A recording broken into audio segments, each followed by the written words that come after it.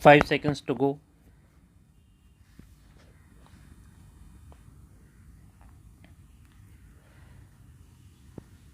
Start. Therefore, the short question, which is posed for the consideration of this court is, whether in the facts and circumstances of the case, the High Court is justified in denying the relief of transfer of the investigation to CBI and refusing to order further investigation reinvestigation de novo investigation, sign of interrogation. Para. While considering the aforesaid issue and appreciating the above submissions made on behalf of the respective parties, few decisions of this court on the power of the courts to transfer the investigation to another agency like CBI and the powers of the constitutional courts to order further investigation reinvestigation de novo investigation are required to be referred to. Stop. Para. In the case of Himanshu Kumar and others, this court had occasion to consider the power of the court to transfer investigation to any other independent agency. Stop.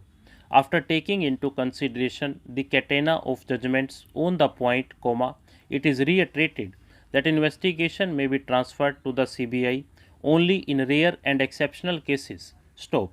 In paragraphs 44 to 53, it is observed and held as under, para.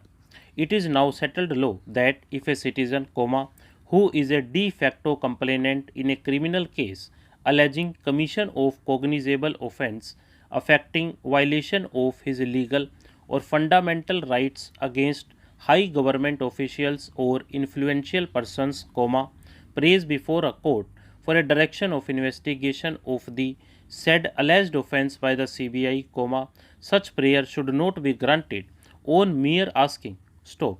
A constitution bench of this court, in the case of the state of West Bengal versus Committee for Protection of Democratic Rights, West Bengal, reported in 2010 3 SCC 571, has made the following observations, pointing out the situations where the prayer for investigation by the CBI should be allowed, para. Insofar as the question of issuing a direction to CBI to conduct investigation in a case is concerned, although no inflexible guidelines can be laid down to decide whether or not such powers should be exercised, but time and again it has been reiterated that such an order is not to be passed as a matter of routine or merely because a party has levelled some allegations against the local police. Stop. This extraordinary power must be exercised sparingly, cautiously, and in exceptional situations where it becomes necessary to provide credibility and instill confidence in investigations or where the incident may have national and international ramifications or where such an order may be necessary for doing complete justice and enforcing the fundamental rights. Stop.